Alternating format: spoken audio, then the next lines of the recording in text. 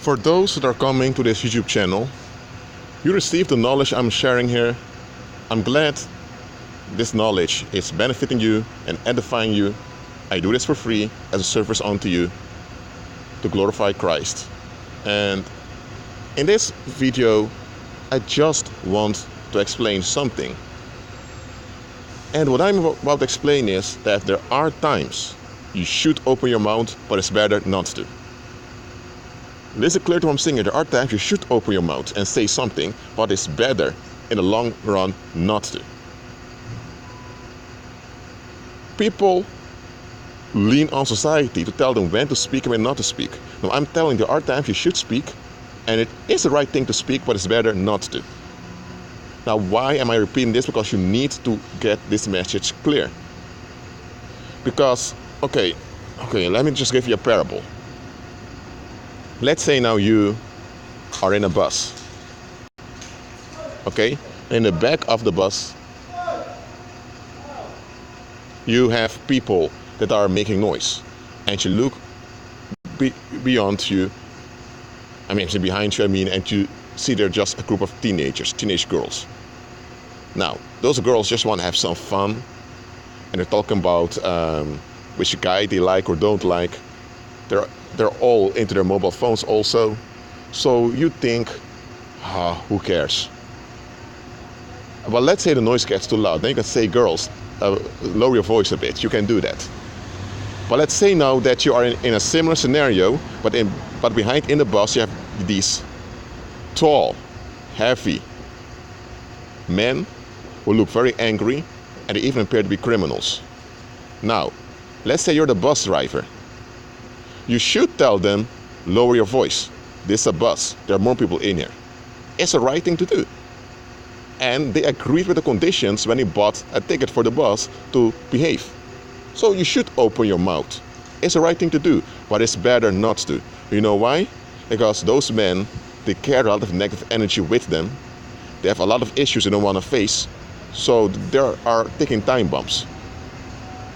So if you would address them, they may feel attacked, project all their blame onto you or onto the passengers around them, and they may lose it. And when they lose it, things may get out of hand. Things may turn out bloody. So in this case, you should open your mouth. It's the right thing to do, but it's better not to. One form of strength is know when to walk away.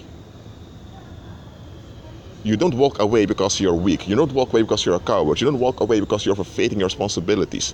No, you're walking away because you are responsible, and you look at the bigger picture and you notice it's better not to deal with this. Or it's better not to deal with it on your terms. And especially the last thing I've said here. Not dealing with things on your terms. So often we want things to be dealt with on our terms. But what if your terms are going to endanger you in the long run? Is it going to be worth it? Look, I said it before and I'm repeating it. There are times you should open your mouth and it's the right thing to do, but it's better not to. About me, I've learned this early on. There are times, often it happens that people just don't want to be real. I just said it. A lot of folks don't want to be real. They just want to be relieved. They want to be validated. That's the only concern they have. So when you tell them facts as they are, to alert them, not to condemn them, not to hurt them, but just to alert them for the better, they'll turn on you. And now they'll play the victim while they're projecting their issues onto you. Now, is this a situation you should want to be in? No. Was it right for you to open your mouth and alert them? Yes. Should you have done it? Yes. But was it the best to do? No. There are times you should speak, but there are times it's better not to. There are times it's better just to walk away. And I'm telling you, knowing when to walk away is a big strength. And there are those who don't have this strength, and they end up being homicide victims. They end up in jail. They end up in many undesirable places.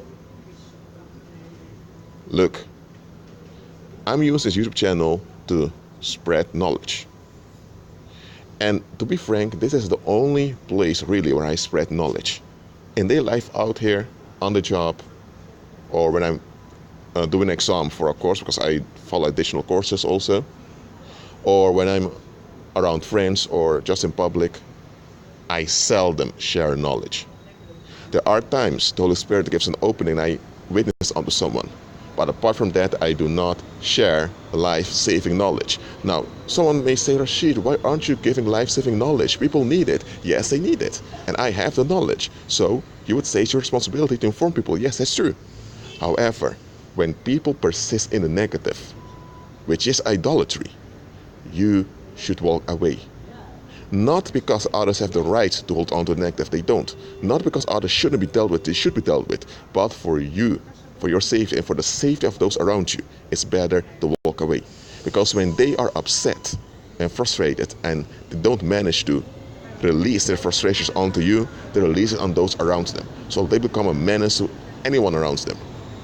Some folks are just triggered by the truth. They're triggered by safety.